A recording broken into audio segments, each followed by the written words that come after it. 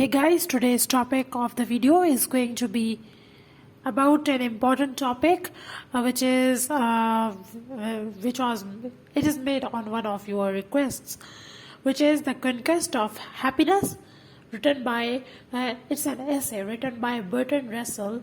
In this video we will be discussing the introduction, purpose of this essay, parts of this essay, important quotes which are the highlights of this essay, and an easy summary for your understanding. For example, the summary of causes of happiness and unhappiness. But before starting, I will suggest you to subscribe to my channel so that you can get all the literary updates. Also follow me on Instagram so that you can get all the literature related updates from there. So without any further delay, let's start. This is a book written by a Welsh, who is a British philosopher, social critic, logician, mathematician, historian, rationalist, called Bertrand Russell. This book was published in 1930. The book is primarily about the causes of unhappiness in the civilized modern world, and he has also presented some remedies in order to limit this unhappiness through happiness. One thing he has highlighted throughout the essay is that for happiness one should not be unhappy. So that's the core remedy for unhappiness. So, moving towards the purpose of this book revealed by Bertrand Russell himself. He says that my purpose is to suggest a cure for the ordinary day-to-day unhappiness from which most people in the civilized countries suffer, and which is all the more unbearable because, having no obvious external cause, it appears inescapable. He also says that I believe this unhappiness to be very largely due to mistaken views of the world, mistaken ethics, mistaken habits of life, leading to destruction of that natural zest and appetite for possible things upon which all happiness, whether of man or animal, ultimately depends. He says this in this book, The Conquest of Happiness. Moving towards the part of the essays, there are two parts of this essay. Part 1 comprises about the causes of unhappiness, and second is the causes of happiness. We will discuss these in detail. Make sure that you subscribe to this channel. So, moving towards first part, causes of unhappiness. First chapter deals with what makes people unhappy. Second chapter deals with Byronic unhappiness. Third is competition. Fourth chapter is about boredom and excitement. Fifth chapter is about fatigue. Sixth chapter is about envy. The sense of sin is the seventh chapter. Persecution, mania, is discussed in eighth chapter, and in last chapter, in ninth chapter, fear of public opinion. Let's discuss all these summaries with detail. Chapter 1, what makes people unhappy. So according to him, there are two causes of unhappiness among men and women, collectively modern humans. First is social system, and second is psychology of a person. So, a psychology of person means that how society is created by people. Society places every individual in an order, and it wages a war of economic exploitation, unequal access to high education, and employs fear tactics to disorient people about their places in society. So there are social classes in society. So that is economic exploitation, which makes poor people unhappy about their life. 'Cause sometimes they commit suicide, sometimes they do things which are unethical to make money. So also unequal access to high quality education. Many people cannot make their kids to they cannot let go their kids to high educational institutes because they cannot have access to high quality education. So also implies fear tactics to disorient people. There always a fear in the minds of the employees that they will be disorient one day. So they work in their offices very tactfully, very carefully, because they are worried about their jobs. So there are unequal opportunities in society, which brings anxiety and unhappiness. I hope it would be clear in your minds that how social system makes us unhappy. Second is psychology of a person. How psychology of a person affects his happiness. Um, how we think about a problem. That's where the problem begins. He says that our mistaken view of the world's ethics and habits destroy our happiness. People sometimes are very unhappy, have very pessimistic view about this world that make them unhappy. So this cause of happiness is in our mind, in our control, and that's in our mind. We can make our mind to think good about the world. Uh, you are what your mind is. You will be happy even although you don't have anything. You are not successful, but your mind is happy, you are happy. So that's where the problem lies. Make your psychology, make your mind healthy and happy. Second chapter comprises the Byronic unhappiness. Byronic happiness, let's define what is Byronic unhappiness. Byronic unhappiness is a concept derived from a romantic poet, Lord Byron, who used to write sad and melancholic poetry. So, Lord Byron, he is of, I don't think so that you don't know about him. So, a Byronic person, who is a Byronic person? Search in dictionary. A Byronic person is a self-absorbed, isolated, sad person, and they are proud of their unhappiness. They think that unhappiness is their treasure. They are pessimist. Such people don't allow themselves to live life from all sides. They think that being unhappy is a feature of an intellectual person. Also, great people says that great. It's a quote of someone, I don't remember the name. He says that intellectual people are unhappy because they know everything, and they are comfortable and happy with being unhappy. When they are happy, they feel sad about it. So Russell says that there is nothing rational and intellectual with being unhappy. So third chapter is about competition. Competition brings threat to happiness, and to win a competition, one totally ignores things which can bring happiness in one life. So I think this doesn't need any kind of explanation. Fourth chapter is about boredom and excitement. So Russell says that we are less bored than our ancestors were, but we are more afraid of boredom. We have come to know, or rather to believe, that boredom is not part of the natural lot of human, but can be avoided by a sufficiently vigorous pursuit of excitement. So boredom, so the negative of boredom, excitement. You get rid of boredom by getting excited. So, boredom is another source of unhappiness. He defines boredom when one faculty must not be fully occupied.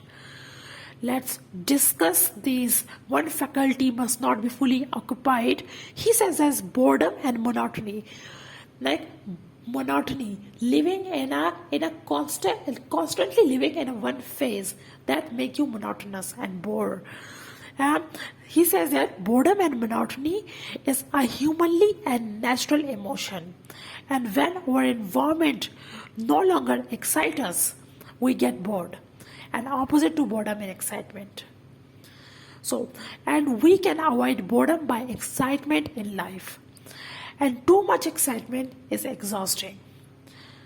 Hence, life should contain a necessary amount of boredom, because living in one state constantly is monotony. Excitement all the time is excitement. Makes you feel bored of excitement. Living bored all the time make you monotonous. So boredom with a tinge of excitement with a tinge of boredom makes a balanced life. There should be some balance between boredom and excitement in life. With the presence of with the presence of boredom, let's say, we would be able to feel the need of another thing, which is excitement, or vice versa. Fifth chapter is about fatigue. Fatigue may cause unhappiness. If it is not excessive, it can cause happiness, but too much of it may cause unhappiness.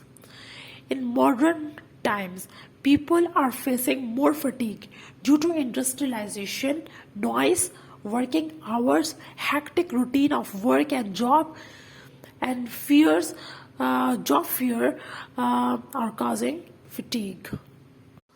Fatigue can also be cause of worry.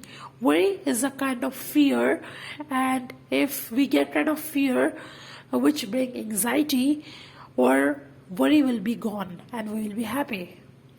Sixth is envy, jealousy. Envy is one of the 7 deadly sins in Christianity and is deep-seated in humans. Envy brings unhappiness when a person is not satisfied or pleased with the thing which he has, but he envies the thing which other people have. So, to cure the causes of envy is to cure it. Modern, open-minded humans should have an open heart, open mind and heart. They should accept everything. Chapter 7 contains the sense of sin. A sense of sin and its aftermaths in one's mind makes us unhappy. It is a psychological factor that happens at our which happens at our conscience. What happens if someone knows that about our sins? We always think that what will happen that our parents will know about our sins. That I have smoked today, I have taken drugs today. So we are afraid of the results of the sin. We are not worried of the sins originally. Morality taught by our parents and society makes us think so. And a person with such education at the age of 6 will never be able to forget these teachings in his life. Or feelings and act of remorse, a person should examine it and should call it absurd. Russell says that he is not saying that a man should be morally corrupt totally, but he should neither be too irrational and superstitious in morality. One thing you could be noticing in this till now, that Russell doesn't want you to choose an extreme. He wants you to do balancing with your life, to make your life balance. Chapter 8 contains persecution mania. Persecution mania, what is this? A person thinks that world is unkind unjust to him or her, the world is torturing him. Such people always complain about the world. So that's the persecution mania. They have negative thoughts about the world, that the world is in war with him or her. That's persecution mania. It is a difficult situation in which a person of such a condition tells another person the story of hard-headed world, and if the listener does not sympathize with him, he is also added in this cruel world. A person suffering persecution mania always elaborate his story of innocence and the world's story of cruelty. Look, in our stories, we are always heroes. We are always taken into positive sides, and we always say that we are actually what we do actually is done by us because we think that it is right at that moment. And what happens? And what happens after that act which we do? The world reacts. And we think that the world is cruel. We cannot see our mistake. We see the happenings which the world do to us.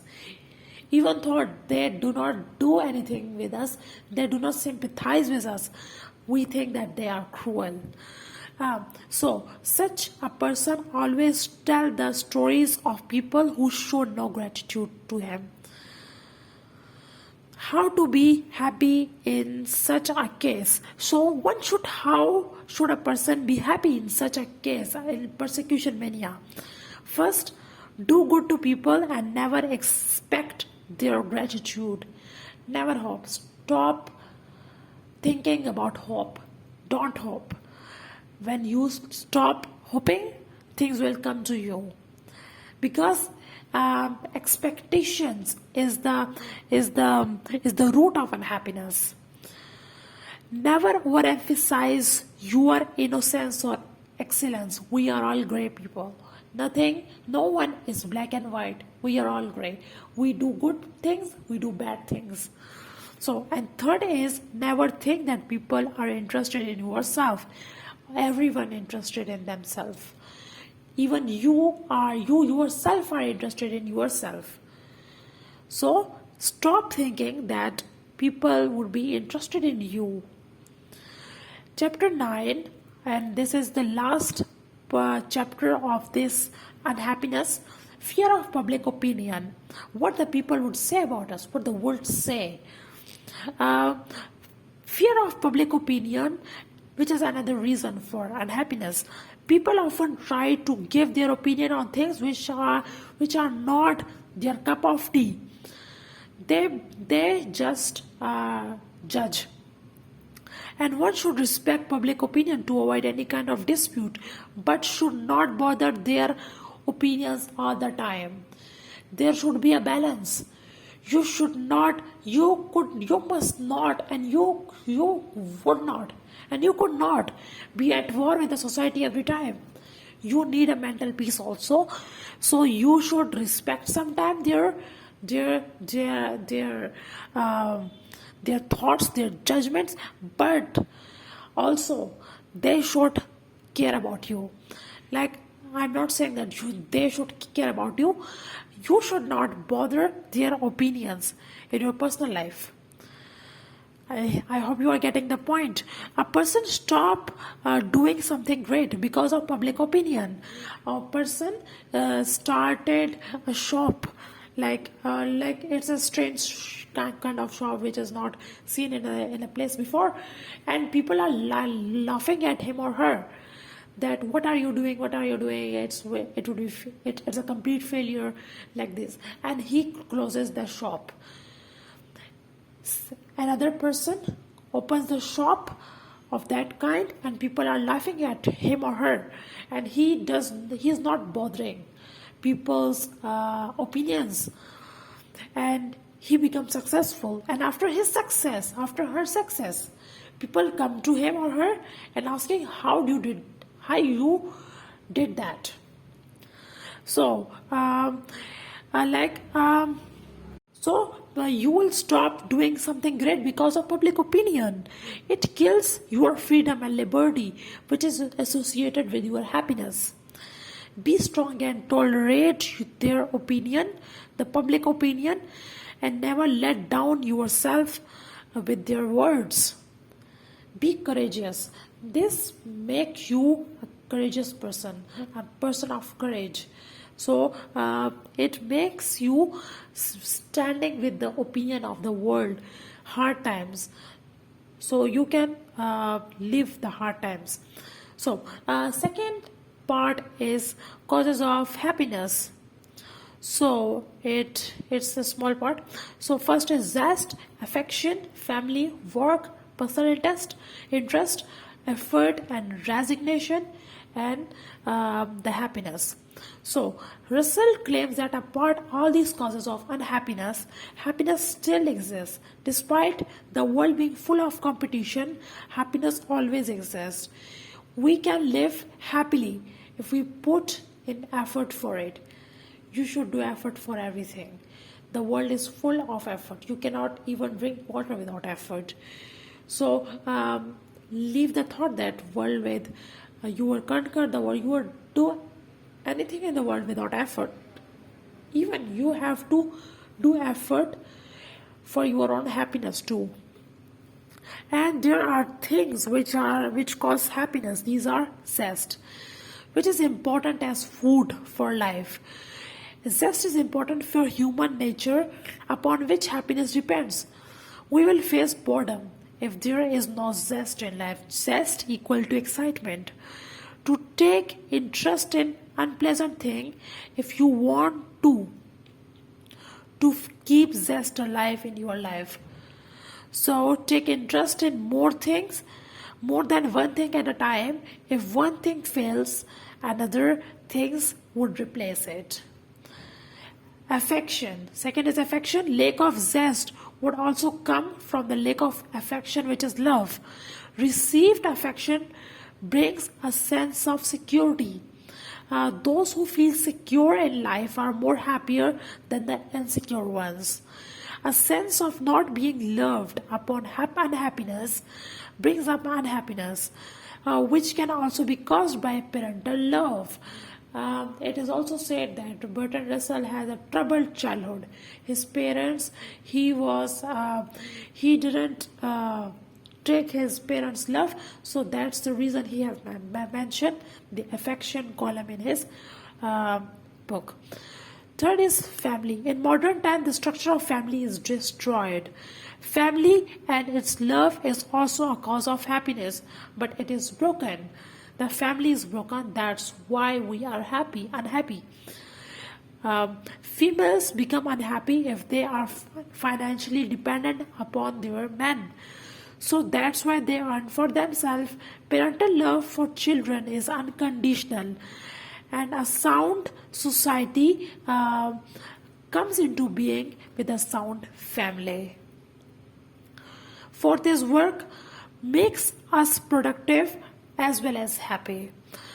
An unemployed person is unhappy and wants to work to be happy because unemployment brings boredom, monotony, and also make us poor. So that's why work is necessary to be happy. Because when you do work, you complete a thing. The sense of accomplishment makes you happy from the core. Impersonal is interest. Out of our interest and let's say professional life, anything we do in spare times comes in impersonal interest. Like playing golf, reading books, or watching theater comes in impersonal interest. Not doing work of impersonal interest, we are actually broadening our mind. So it also keeps us happy. So effort and resignation. So effort for an achievement make us happy. We try day and night to achieve our purpose, and when we achieve it, it happies. It make us happy. All right.